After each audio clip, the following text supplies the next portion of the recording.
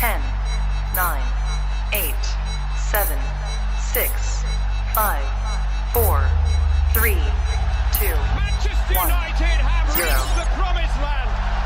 Well then, good morning everybody, 9:33. The OGs of the channel know. How are you all doing? Sam here, live United People's TV with our daily morning interactive show. We're here to talk about Lisandro Martinez. It's going to be the main talking point today. Seems to be the main talking point of United fans. Some United fans looking at Arsenal, going after him, putting two bids in. Both bids were rejected and saying, why are United not acting now? What's going on? We're going to miss out on him. And I'm here to say, chill your boots. Seriously, chill your boots. Because there's no way that Martinez chooses Arsenal ahead of United if we want to sign him. And I think we do. And a bid's expected to go in. I'm going to bring you all the news there. I'm going to speak about Frenkie de Jong and Tyrell Malacia. Of course I am. Because there was a big development yesterday. The thing that I think has been really holding up this Barcelona deal, them selling off part of their TV rights, has now been confirmed. It's now the 1st of July. The 30th of June has gone. Oh, geez, my camera just started to whip.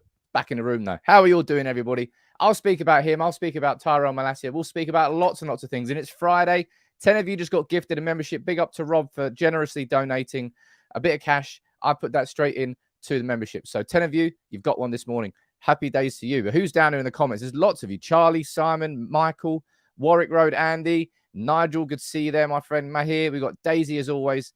Ton. We've got Nilanjan, Sigmund, or Santa, as he's now known in the comments. Vicky, nice to see you there. And Josh, Steve, lots and lots of you here. How are we all doing? It's honestly, I say it every day, but I will say it every day. It puts a big smile on my face to see this community growing the way it's growing. Both here on YouTube, on the Telegram community.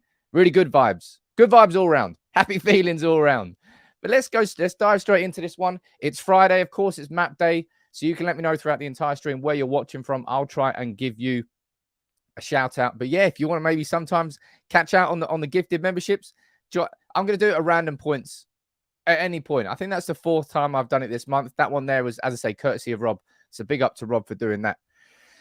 But it's been, I would say it's been a busy week for Manchester United. You might disagree because we haven't made any signings, but I've done 3 videos now, and I might do a 4th one, given how well they've been received on our preseason so far. And there was an article that came out from Melissa Reddy yesterday, the chief Sky Sports reporter now, with actual some proper in-depth insights. The first time we've sort of had the door opened a little bit into what's going on behind the scenes. But I'm going to do that later in the show. Today, at the beginning, for the first 20 minutes to half an hour, we're going to focus on all the transfers. And we're going to start with Martinez. So make sure you get all your comments in, and I'll try and give you shout-outs as much as I possibly can. Like Matt saying hello to Tessa. How you doing, Tessa? Don't know why you're with Matt. Maybe he's a good golfer, judging by that. I'm sure he's a lovely bloke. I'm only joking. Hello, Matt. Hello, Tessa. Hello, everyone this morning. Let's dive into it, eh? Let's talk about Lisandro Martinez, who clearly is going to be the next name on the list. Our list, if Frenkie de Jong is the first name on that list, we know that, right? And we know that we found out that Tyrell Malacia is the second name on the list. Kind of took us all a little bit by surprise, but a pleasant surprise, I think. A signing like him, established senior international as well. He's playing at left back as well for the Dutch team. Good for 15 million. I'll bring you the latest on him. But we've got to talk about Lisandro Martinez because now I think United fans are getting impatient. I believe, if I'm correct, that's the first time that Manchester United have not completed a signing in June since 2010. So you can understand a little bit of the frustration among fans, especially when you have to sit there in your empty car and watch all these clubs around you make signings. Hell, even Spurs are really spending the money. And I'll speak about that a little bit later in the show. But Lisandro Martinez is clearly the big talking point. There's a comment there that just caught my eye. Dan, sorry. I think that is going to happen today. No one really knows. Obviously, the speculation is, of course, they're delaying the kit announcement because they want to sync it with a new signing coming in. I don't really think the club's that clever. I'd love to be proven wrong. But let's see what's going on there. But Martinez is, of course, the big talking point.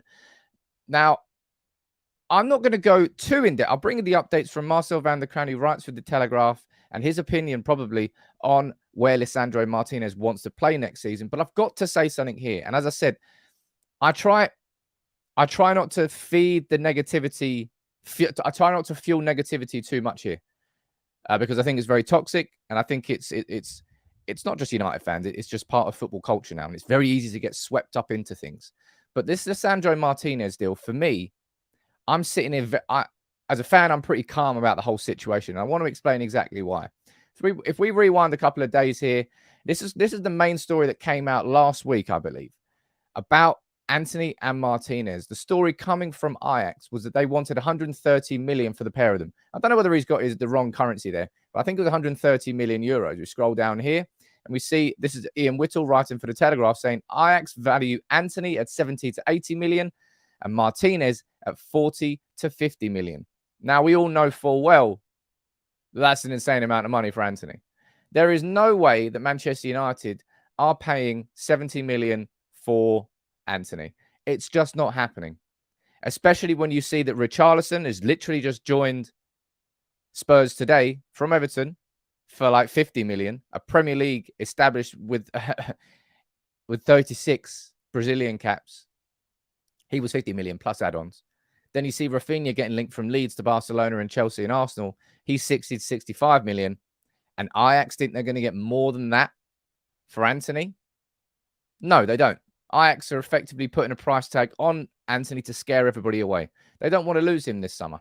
They want to keep him for one more year and then sell him the summer after. That's why they got such a ridiculous price tag on Antony. But Martinez, this Martinez situation, I think it's just playing out in front of us. But I'm not worried even in the slightest. Honestly, you got reports here from Marcel van der Kraan from the Telegraph saying, look, Lisandro Martinez will have his hopes pinned on Manchester United, who are an absolute top club for him. And we go and see a little bit more detail here. And he said, look, Martinez is very high on Ten Hag's wish list. So I expect big developments in the next 24 to 48 hours. Ajax will really cash out on Martinez and go for 45 to 50 million euros. But that is the advantage of two clubs' bid.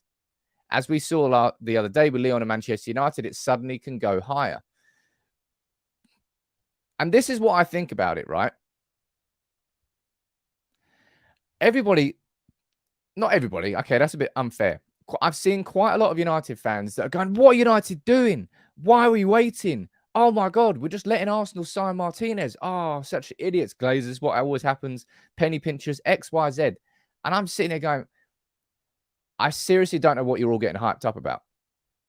Ajax, by putting this price tag on both Martinez and Antony, are trying to tell people, we don't want to sell these players unless you come in with an offer that we can't refuse. It's that situation with both of them.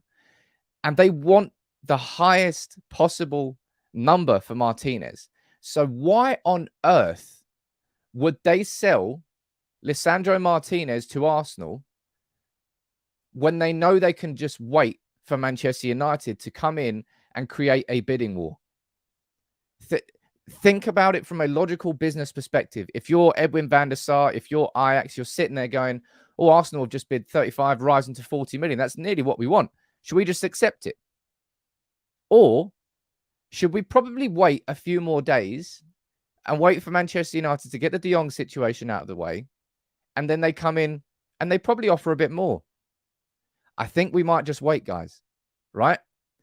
This Martinez situation is not one that I think anybody... Look, famous last words. This could well get clipped up and Arsenal fans would love me for it. And I hope I'm wrong. I don't think I am. Ajax are a smart football club. They know full well, clearly, that Arsenal want him. 2 bids have already gone in. That's easy. And they already know that Ten Hag wants him and that the bid will come from Manchester United. So Ajax can just sit there and they can just chill. They can wait for Manchester United to come in. And as soon as Manchester United come in, we've got Ten Hag. And it's game, set, and match. There is no way that Martinez chooses Arsenal over over Manchester United because of Ten Hag. If Ten Hag wants him, we get him. We can match the price easily. 35 rising to 40 million for Martinez. And as you can see here, you got Marcel van der Kraan. He's saying this. He's saying that he expects there to be big developments in the next 24 to 48 hours. Let's see then if that bid from Manchester United can go in for Martinez. That's what we all want to. That's what we all want. We all want. That's what we all want. I think so anyway. We've gone in for Timber. He's decided to stay because he thinks it's the best point best decision for this point in his career. I would slightly disagree, but, that's up to him. But Martinez, Ajax are not just going to accept Arsenal and ignore the bidding war. The bidding war is exactly what they want for a player they technically don't really want to lose this summer. And that's what I wanted to say, actually, right? Don't lose your shit over Lisandro Martinez. Honestly, just ignore what Arsenal are doing. I think Arsenal went in for Rafinha. They thought they got Rafinha. Then he's going to go Chelsea or Barcelona. Arsenal think they're going to go in for Lisandro Martinez. But he's going to come to Manchester United if we want him. It's as simple as that. And I think we do want him. It's obvious that he's third on that list. Well, maybe we thought he was second on that list, but then Tyrell Malacia came out of nowhere. Red Smurf, what are you saying, sir?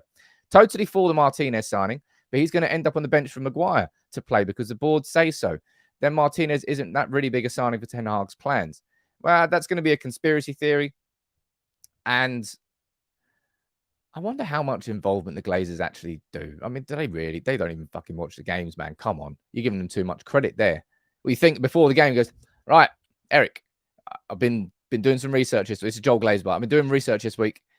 I think you should be starting Maguire like his form. I think he's been training quite well. At left back, let's give a shot. Does he fuck? Does he? He doesn't do that. He doesn't know that. There's no way that's going to be taken away. That power is going to be taken away from Erik ten Hag. It's probably part of the stipulations, those contract negotiations that actually took that long for him to take the job in the first place. As I said, weird conspiracy theory, I personally think. This is all a smoke screen. Can't disagree with that anymore. Disco Hobbit, Disco Biscuits. Woo. There's no way that we're in for a De Ligt. De Ligt is just too much. Simple as that. We're outpriced for De Ligt. Even if he would be, maybe Ten Hag's dream signing for that position, it's not going to happen. So if we're going to sign a centre-back, it's looking like Martinez. And if we want Martinez, we get Martinez. But the only thing I'm just saying on this situation is just chill, all right? Don't lose your shit over Arsenal putting a couple of bids in. Ajax want a bidding war. This is the perfect scenario for them. They've got a club who's already bidding for him, and they know that Manchester United will come in over the top, all right? That's what I think so.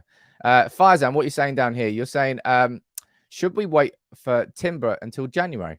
No, I don't think Manchester United should be delaying any plans whatsoever for any signing. And if Timber's decided that it's best for his career, then, right, you've made your bed, man. You decide that you go elsewhere. Manchester United will move on. And maybe by the time that you want to join Manchester United, it doesn't matter because we've signed somebody else. Your opportunity was missed. And that will just be that's Yuri and Timber's decision, and he'll have to live with that. Gene, you're saying, look, I actually think Martinez will play CDM more at the centre half. I'm going to be doing, as I said, I'm going to do it. There's so many videos I want to do, but I don't want to put them all out at once. I want to put them, bit by bit by bit. And I feel like that's the situation I want to do. And I really want to do a video on Martinez and the tactical versatility that he would bring to an Erik ten Hag team. Gary, you're saying, how do I gift memberships? I think if you go on YouTube, there's a little dollar sign at the bottom. Click that. And one of the options, I believe, is gifting memberships. Well, at least that's what I just did anyway. I'm not sure if it's different for just a regular member or a user like yourself. Jeff, you're talking about Pau Torres. Pau Torres was a name, as I said, that he's been linked with Manchester United by previous scouts, by previous recommendations, and the concept that we need ball-playing centre-halves. I think that's why he's there. And in that sense, the scouts kind of did their job properly. Ten Hag, I told you, Ten Hag's not looking at anything that anybody's told him. Ten Hag is just looking at the targets that he wants for his system, and that's it. Because there's no scouting network that he can trust. It's just all on him. And you're kind of agreeing with the previous comment. You're saying, I'm not buying that Martinez is targeted for centre-back. Injury record aside, we're ahead in that department. Yeah, I don't see any movement into. And you could say you don't see any movement in terms of sales, but what we've clearly seen right now is that there's a lot of movement behind the scenes with Manchester United. Now that Tyrell Malacia is coming in, it looks like we're going to be getting rid of Alex Telles, probably Brandon Williams. Both of those are available for sale. So is Erik Bailly. Of course, a player can be for sale, but if you can't find a buyer, then you can't get rid of them, can you? Wayne, what are you saying here, sir? Sam, do you think that with proper coaching, McTominay could play as a CDM, as he has played as a defender for Scotland on a few occasions? Now, Wayne, last season, I think we saw an improvement from McTominay in that role, didn't we? What was it, Villarreal? I think it was Villarreal. It was Dan Juma that ruined Delo. Villarreal under Solskjaer, and we played a 4-3-3 with McTominay as the holding number 6. It was the first time we saw it. We all got excited, and we got ripped to shreds. Defensively, I would probably put that position down, that number 6 position down, as the single most difficult position to play in terms of intelligence, because you have to have your head on an axle constantly. You have to know where everybody is at every single moment. To the left, to the right, behind you, in front of you. You need to know how far forward to go, when to make the right runs forward, and when to stay back. In terms of the football IQ, there aren't many positions that require more football IQ than that one. And McTominay, he's clearly got the physicality. I mean, I shared that picture on Twitter the other day. The guy's an absolute machine. No doubt he's got the work rate. No doubt he's got the right attitude and the right approach and the right ethic. But in terms of whether he can play that number 6 position, it remains to be seen. I don't personally think he can. That's just what my gut instinct is telling me. Warren, you gifted him 5. So Warren's gifted 5 memberships as well. Man, this is wicked, man. Honestly, I've got to say a big thank you to everybody who's gifting memberships and enabling this community to grow bigger and better. I think it's a nice little addition that YouTube did that. It's your way of helping the community grow. But thank you very much, Warren.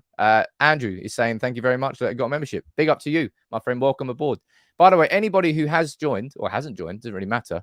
Make sure you come over and join the community on Telegram. I'll say this one more time. I don't plug it too much. It's down there. You can see. But I'll drop the link in there. If you're a member now on YouTube, go to the community tab on YouTube. You'll get a special link. Or if you're on Facebook, go into the private Facebook group. There's a special link, and you can come into a members-only chat where, funnily enough, it's members only. But if you just want to join as a regular subscriber or a member, click that link there. Big up to everyone supporting the channel, man. It's fantastic. But yeah, personally, I'm going to go with Bruce here. Square pegs, round holes. That's exactly what Scott McTominay is as a central defensive midfielder. I don't need that. I don't want that. Not when you're going out, right? And you're signing a player like Frenkie de Jong. You're signing quite possibly the best. Oh, hello. Right. There's a little quick update there from David Ornstein. That's why I have my notifications on. And this is about Tyrell Malacia. Let me bring this up for you now. Live and direct. David Ornstein hasn't tweeted. Yes, he has. He's just tweeted. Come on, people. Let me see what he's saying. Dude. Okay, Twitter's deciding to really take its time loading now. Wow, what is going on? That's really weird. That's very, very strange. Why is that taking so long to load? Oh, there he is. Right. Okay.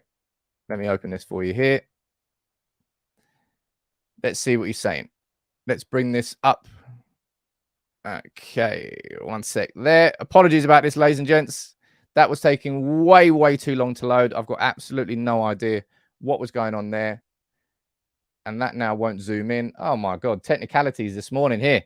People. Jesus. 1 second here. Turn that off. Turn that on. It's what happens when you go live and direct. And now you should zoom in. There we go. Wow. Sorry about that, ladies and gents. Let me pull this up. This is coming literally this second from David Ornstein on Tyrell Malacia. His move is complicated by a representation issue. Wow, it wouldn't be Manchester United if there wasn't complications, right?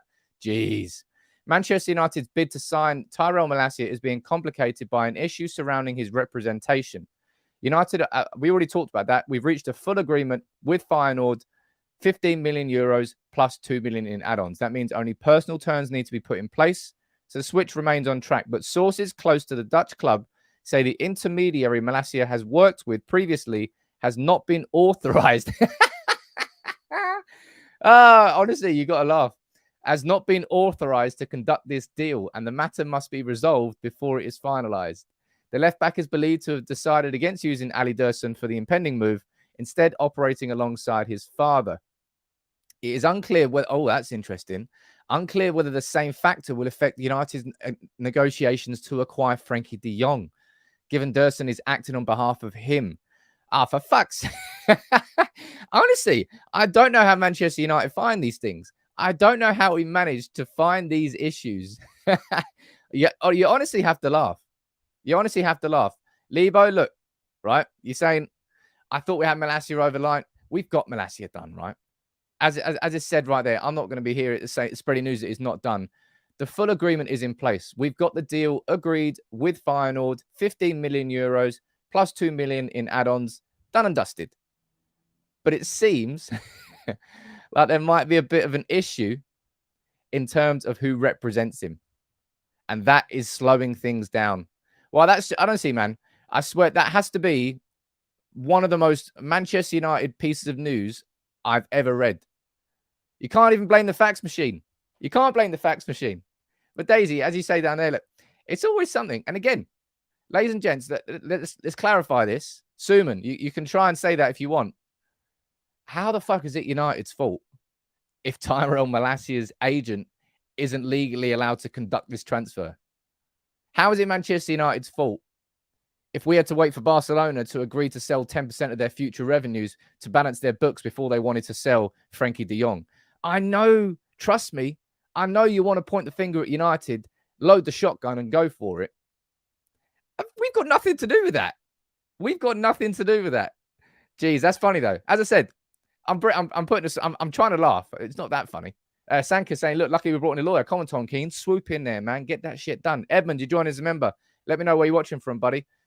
Honestly, it's so many. There's so many members joining and so many gifted memberships going out. It's the community is growing. It's fantastic. That really is quite funny. I've got to laugh about it. Right, the updates I was going to bring you to speak about Tyrell. We were going to have a conversation about him this morning. Was this? Oh no, that's the wrong thing. That's that is not Tyrell. Is that Tyrell there? There you go. This was the first thing I was going to say. Tyrell Malacia will certainly not be completed before the new financial year, which starts tomorrow. So if you're talking about delays that have happened to this point, it would have been that in a similar sort of sense of the financial year for Barcelona and those complications, which I will speak about next. I was about to speak about, and then David Ornstein decided to send that article out. And Van der Kraan saying this about and saying the deal is done. And yesterday he spoke about his personal terms that go down here and saying they were not so complicated because he already knew what he could earn at the club. It is definitely going to happen, all right? But apparently we might have to wait a little bit longer. And saying you don't have an option to give memberships. No idea. I have no idea why either. Matt, you're saying we'll end up with Fellaini point. I don't think we're going to go down and end up with a deadline day signing. But as I said, that's about the most Manchester United thing you could imagine. Finally, when we actually act swiftly, go decisively, over the top of Lyon, 15 plus 2 million, agreed, swift, but somebody's pumping the brakes and it's not Manchester United. It's the fact, let me read that again for anybody who's just joining in here.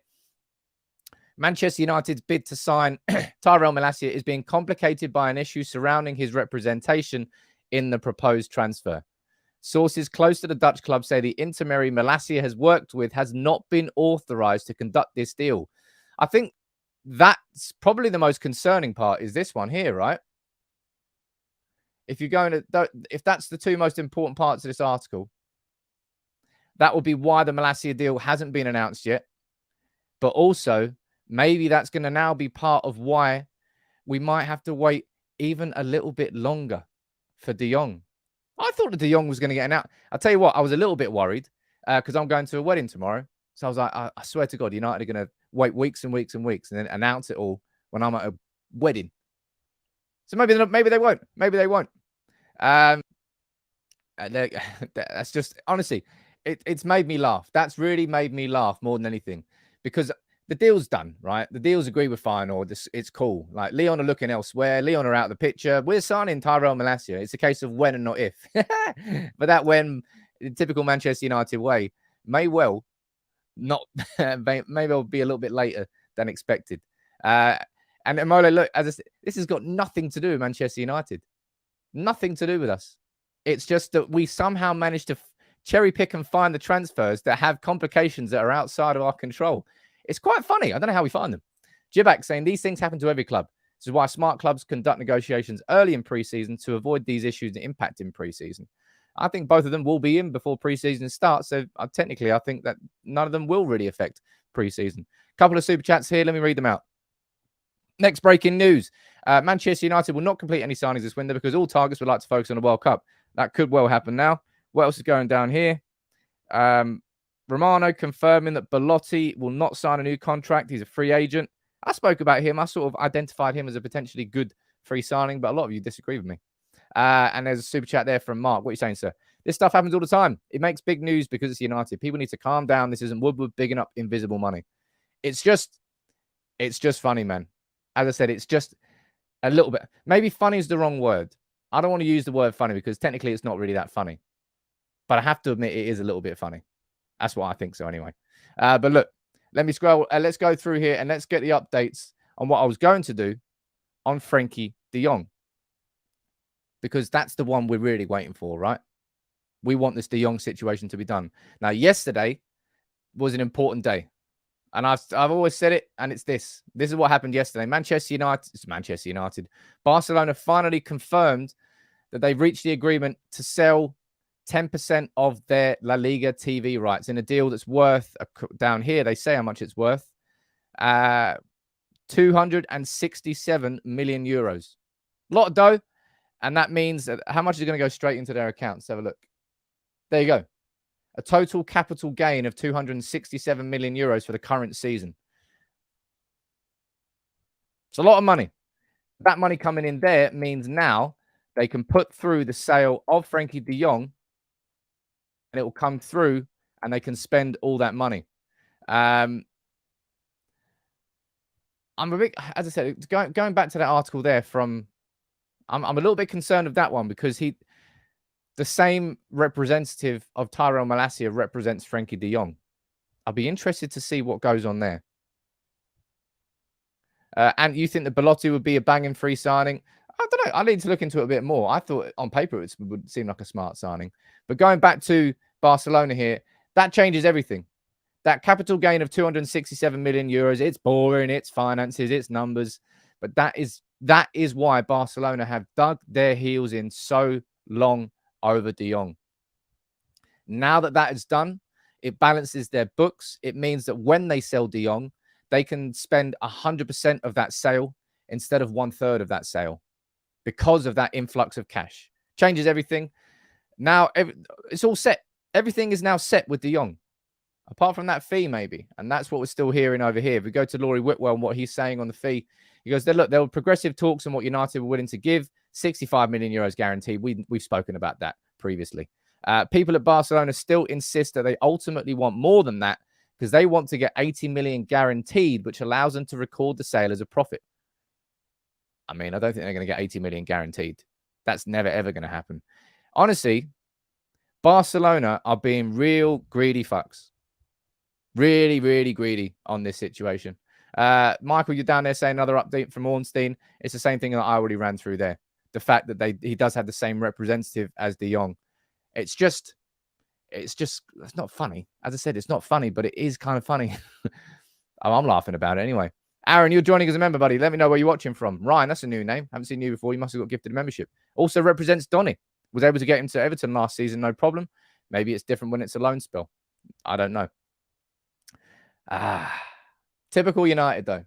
Typical United, I suppose. But Tyrell Malacia, and by the looks of it, maybe Frenkie de Jong. Maybe we're just going to have to wait that little bit longer. Ultimately, right, it shouldn't matter to you. Of course it matters, right? We want it now. But they're done, right? I don't think you have to worry about whether or not we're signing Frenkie de Jong and whether or not we're signing Tyrell Malacia. Both of them are a case of when and not if at this point, right? That's all I've really got to say on it. And I know it's getting frustrating for you. That's why I'm not leading with the story of de Jong or Malacia. It's not the main talking point, is it? Martinez, that's the thing that can develop, that can change. And we had a big discussion about that earlier. But with everything that's going on in the transfer market, United fans, I suppose, are getting a little bit frustrated. What I want to do quickly here is bring a video. Thank you very much to BetVictor for supporting United People's TV, as they do every Friday throughout the summer. I want to have a quick video here, and I want to have a little conversation with you about Spurs and Chelsea. And you let me know what you think about this and Spurs' ambitions this season. Seriously consider that Tottenham can be in a position where they only just finished 4th just a couple of months ago, and to say you're actually going to go and win the Premier League, let alone even finish ahead of, champions of the world, Chelsea Football Club. I think it's so incredibly bold before a ball is even kicked. And I honestly do believe, and I hope this doesn't bite me, and I don't think it will, so I'll say it, Tottenham Hotspur are not going to win the Premier League in the 22-23 season. And I would also be very surprised if they even finished ahead of a Chelsea team who have currently signed 0 players. And what do you think about that? Where do you think Spurs are going to finish? You see that signing this morning that's been made official, and that's Richarlison has gone to Spurs, which I think is a really, really good signing. I'll be honest, I think it's a really, really good signing for Spurs. I think he's probably a player that's coming towards his prime. Yeah, I think it's a good signing. But I'm not worried about... Am I worried about Spurs? I suppose everybody's worried because teams around us are really strengthening. And currently Manchester United are not. But I don't personally think that we should be looking at anywhere else apart from inwards anymore. I think maybe we've been doing that a little bit too much. The reality is if this Manchester United squad gets back to where it should be with the signings we will make this summer, we're going to be fine. Top 4 is going to be tough as hell. Good signing. Daisy, you're right there. It's a little bit expensive, but I think it's good. Paulie, you're backing them for top 6. You're saying 5th or 6th. Steve, you're saying I think Spurs are finishing in the top 4, maybe 3rd. Conte doesn't mess around. I don't know. 3rd and 4th are obviously going to be completely up for grabs. But what I've done, I've left a link to the full video over on BetVictor in the comments, sorry, in the description. If you can go over there, just leave a comment that you came from United People's TV. It will really help and really help support United People's TV. Or one thing I wanted to run through here quickly before we head on, back to Tyrell Malacia. I forgot to mention this earlier. By the way, drop a like on the video. It's Friday, right? I'm going to bring up the map at some point soon. Gifted memberships going out left, right, and centre. Nice and vibey here today. Nice and vibey. Jashon finally joining in for a live stream. Nice to see you there, buddy. And Kessedy, you joined in as well. Lots and lots of people. Spurs, I don't know where they're going to finish. I don't care where they're going to finish. All I give a shit about is Manchester United and what we are going to progress into next year. But back to Tyrell Malacia, and this is a great interview by Frederick. What's his name? Frederick Fieldfelt for United.no. And he interviewed Tyrell Malacia's personal trainer. And there's some good quotes in here that I think will probably make you feel, I suppose, even more excited to get this lad in. This is what he says. This is what his trainer, Jordan Kroon, I think his name is. He said he is a very, very eager guy who wants to show the world what he is good at. He invests in and takes good care of himself. A very good player. I think he'll be a good signing for any club precisely because he does take such good care of himself. That bit there, in addition to all the training that he does with Feyenoord, he does a training with a personal trainer 3 times a week. On top of that, there he is there. He goes, yes. And in terms of the training he does, and he goes, he does this to become faster, more explosive and stronger. He's played absolutely everything the last 2 years and has also played for the national team. He has made really good progress, and I think he can develop further. But going down here, this quote down here is an absolute cracker. And I think this will probably put a big smile on a lot of your faces. He's a very serious guy. Not like the typical football player and not interested in social media. He puts in a huge effort and is incredibly good at dealing with pressure. He has delivered the goods in big matches for both club and national teams. I like that quote in particular about him. And that's what we need. We need players who are just focused on the job in hand. Players who aren't particularly distracted by what is football culture these days and everything that happens off the pitch. I just like those quotes. I really like those quotes. There's a couple of comments up there saying, Sam, why are you laughing? This isn't funny. Going back and, of course, talking about this. Funny is not the right... I'm not laughing because it's funny. I'm not... I suppose I am laughing. It's just... It's so typical United. And in this situation, it's got absolutely nothing to do with our... It's not our fault. We've gone in there. We've paid the money that they wanted. We've agreed personal... And it's all done. But his representative can't register. That's just typical United. Carl, yes, I did hear about those. I forgot to bring that up as a stream on today. Romero, back as a backup goalkeeper? Yes, please. I'd take that in a heartbeat. He's probably the best backup goalkeeper we've ever had. Somebody who, let's be honest, was massively mistreated by Manchester United when he left. I think we blocked his move to Everton. We made him sit on the bench for a year. I think his wife kicked off about it. I remember her sending out some Instagram posts. I don't know whether he's going to come back to Manchester United for that. But I think it was Rich Fay, Manchester Evening News yesterday saying, look, he's up for it. And I'll be honest, I'll be completely up for it. I think Romero coming back in as a number 2, if he's good with that, I'm good with that. It was the best duo that we had. De Gea and Romero, fantastic. Fantastic. But let's see whether it happens or not. Let me go down to a few of your comments here. Marco is saying, look, this is the exact attitude that we need, the complete opposite of Pogba and Lingard. So that's nice to hear. And as I said, I thought you would have really enjoyed those few quotes. Do you think United had any idea? No, of course they didn't. Why would United have any idea about who they would have known who represented him? But we've been dealing with him the whole time, presumably because of Frenkie de Jong. It's really, really weird. Really, really weird. And you're saying he's got that look on his face saying, give me the ball or I will kill you. Love the intensity. I think it's going to be very, very good, man. Very, very good. Look, I've done a few videos this week on Manchester United's preseason. I did this one yesterday on a couple of the videos that we've seen and the patterns and the drills that we're seeing immediately from Erik ten Hag. Because I think there's plenty of reason. I know there's a reason to be negative because we haven't made any signings. What is going on? United are just sitting here. We will make signings. I've told you and I've maintained the whole way through. End of the summer, we're all going to be happy. So I wanted to focus a little bit on preseason this week. All of a sudden, we've got things to talk about. Changes. And there was some good patterns that we saw in that stream yesterday. In those training videos yesterday. So I did that one. And I might do another one today because there's been a really in-depth article from Melissa Reddy on the inside story of what's going on at Manchester United. Now, I'm going to run through the main grab quote from that one. Before I quickly do, we're going to head over because as Gungshi has absolutely rightly reminded me down there, it's map day, people. Before we move on to that article, it's map day. 3 of you down in the comments, let me know where you're watching from, what town and what country, and I'll get 3 of you added onto the map. And as Gungshi always does, supports the channel. Love the truly international community you built onwards and upwards. Big up to you, my friend. Thank you very much for that. But let me know where you're watching from, all right?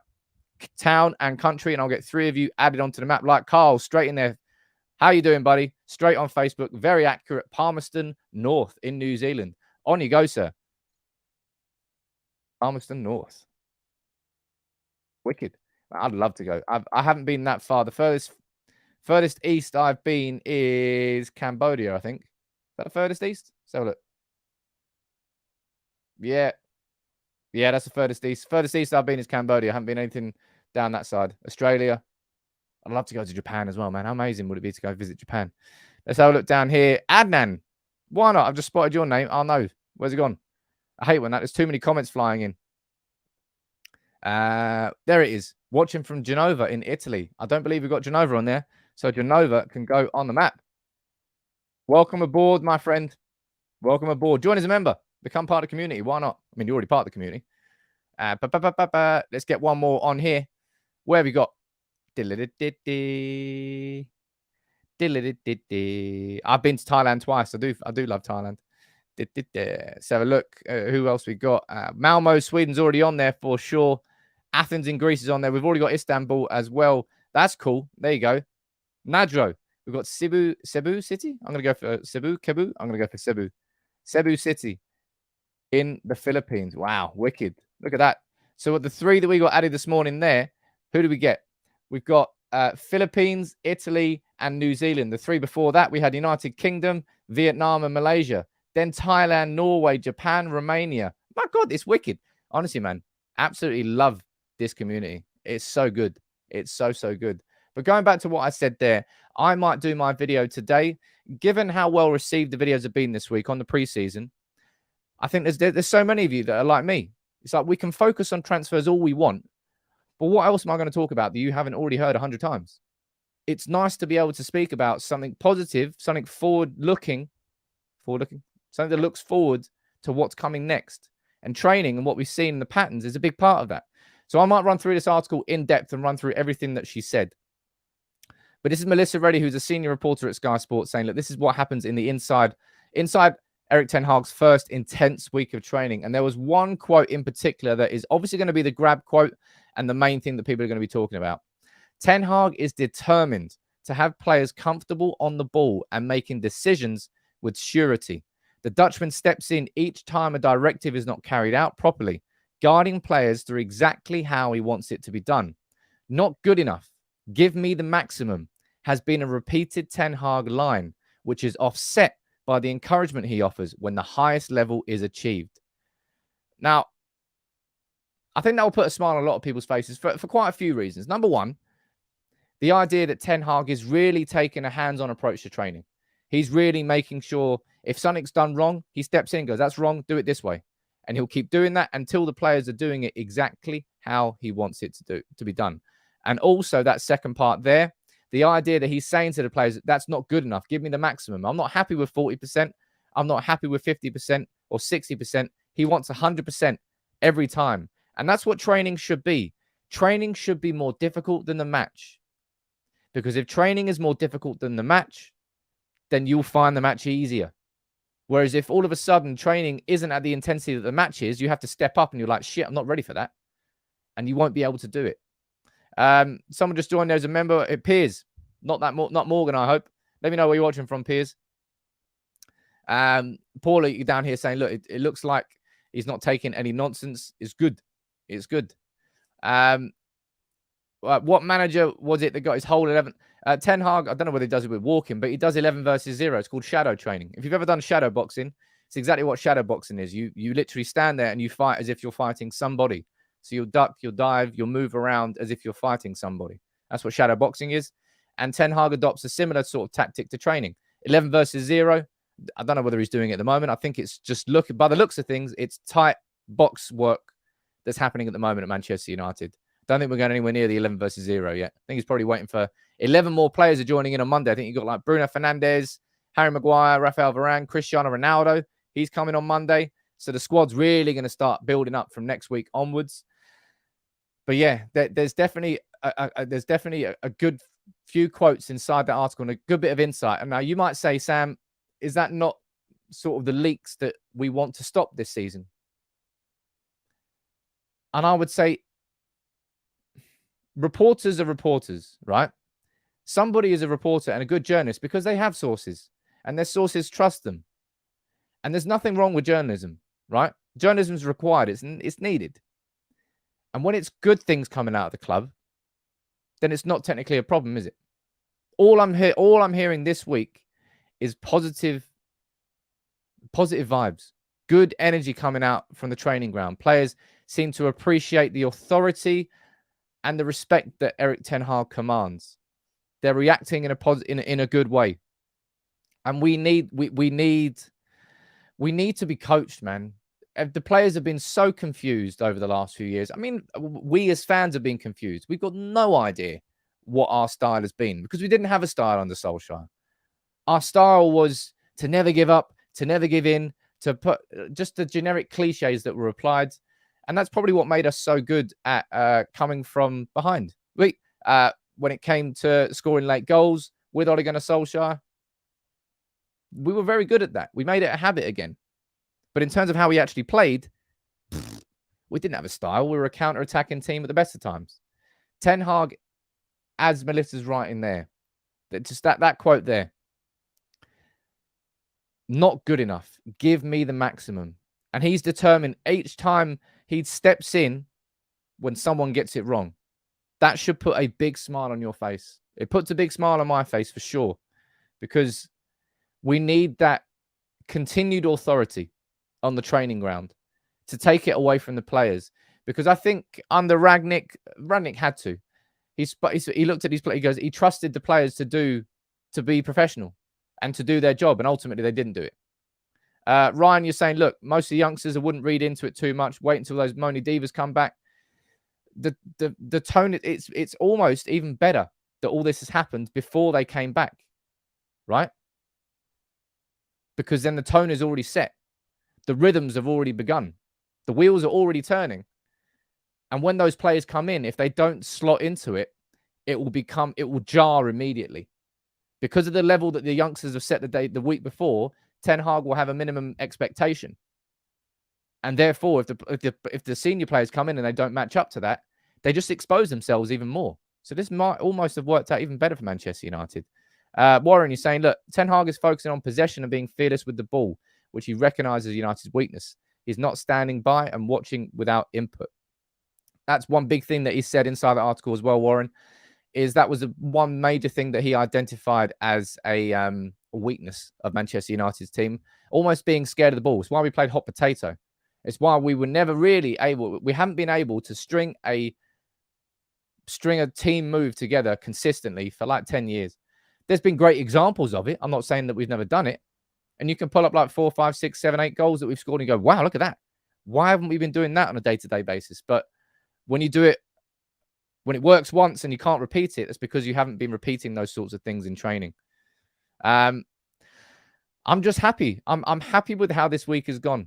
I know that ultimately there's a bit of frustration because we're not making any signings. I don't think by the end of the summer you're going to be unhappy. I don't think by the end of next week you're going to be unhappy. By the time we fly out, next Friday's live stream here together, Man United are flying out to Bangkok to play Liverpool on the 12th. Our pre-season begins. I believe we're going to have Jong and Malacia both on that plane. I'll be very surprised if both of them aren't on that plane. Now, of course, as I brought to you there, the update from David Ornstein whilst we were live is that there are complications with his move because of the representation. That's a little bit of a concern. Maybe that means that neither of them are going to get announced this weekend. It's annoying. It is annoying because it's when and not if now. It really is when and not if. What I would encourage now, last 5 minutes of the show, it's a Friday. You let me know any questions you want to ask. You can ask me anything you want. It can be about football. It can be about something else. I'll try and engage and be as interactive as possible for the last 5 minutes. But yeah, there's a quick roundup there. We had a nice in-depth chat about Martinez. And I'm saying, look, calm down, people. Don't get upset about Arsenal going after him. Ajax want a bidding war. They're going to wait for United to come in. Right? Danny, you're probably right. I do owe you a pint. Note that one down. SG watching from Singapore. How you doing? Mike, you're saying, look, first week has gone fantastic in my opinion. It was gradually moving forward, and that's just what we need. It will be bit by bit. Bit by bit by bit.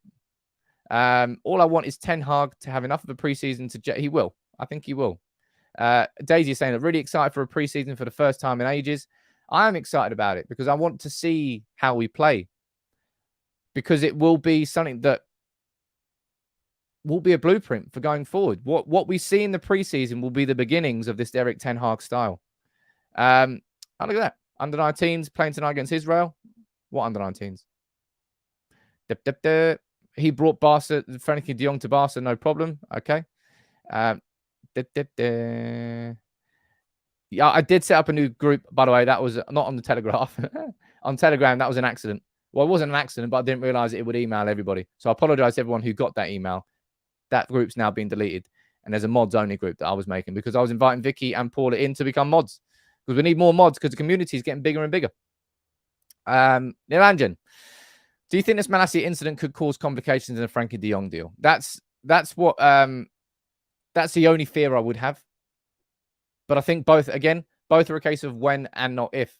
So if it does complicate it, it won't complicate it to the point where it's not going to go through. It might just delay it that little bit longer. Rohit, that's a good question, actually. What inspired you to start this channel? I'll be completely honest. What inspired me to start this channel was I felt that what was out there for Manchester United at that time wasn't good enough for Manchester United. That was when full-time Devils were around.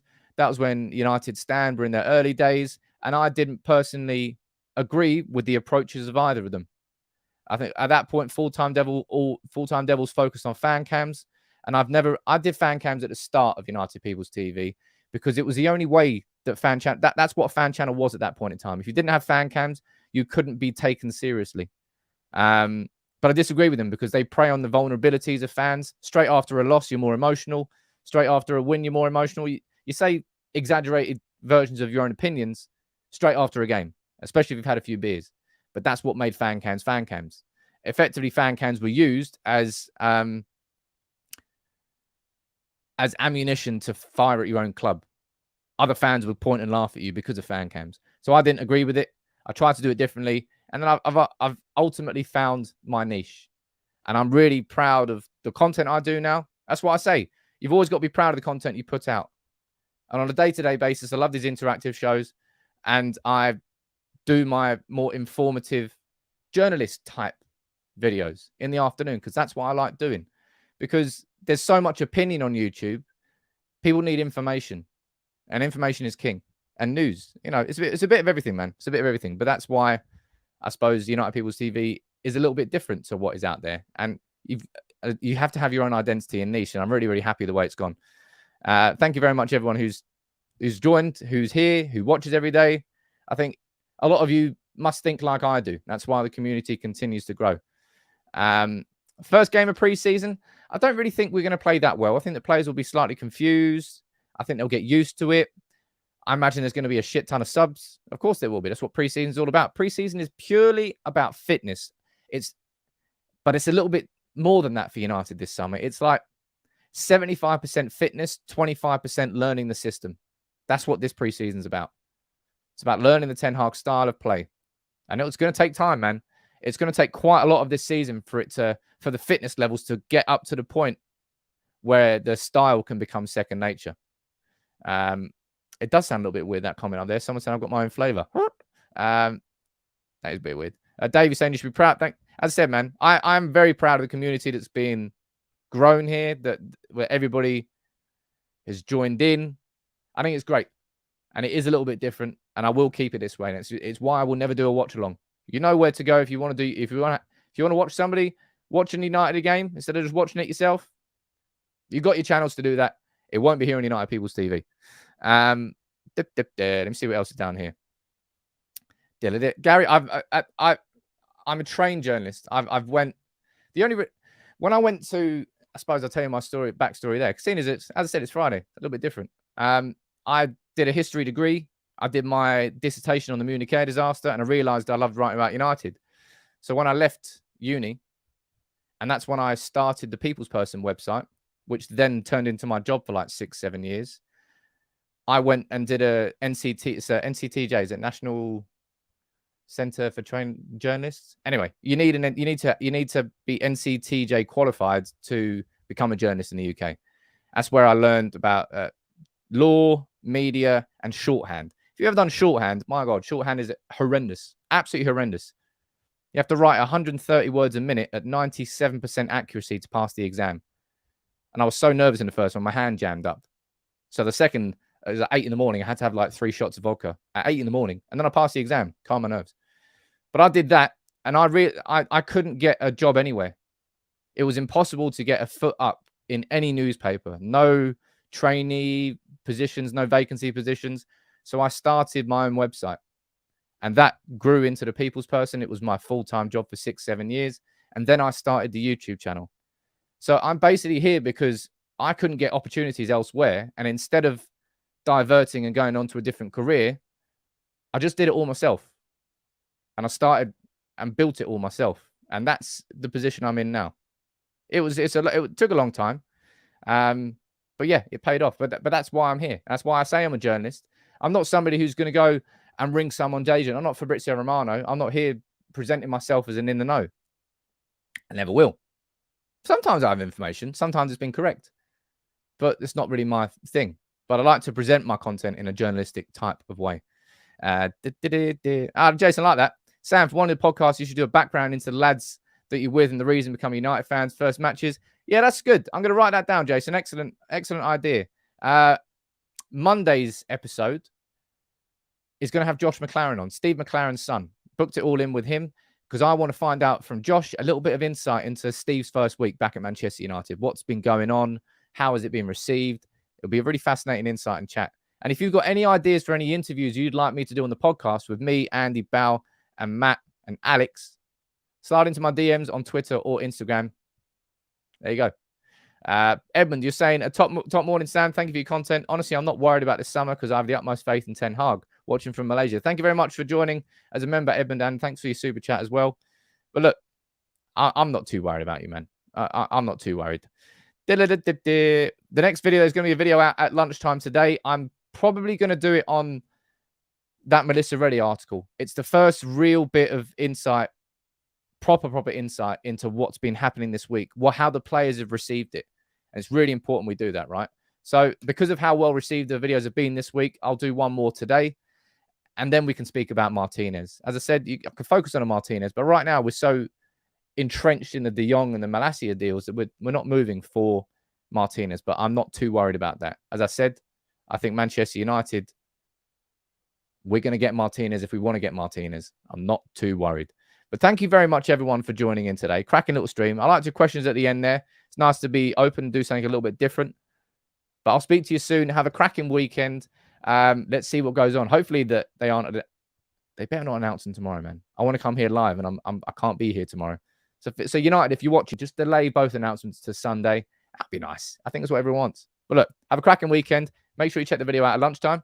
I'll see you soon.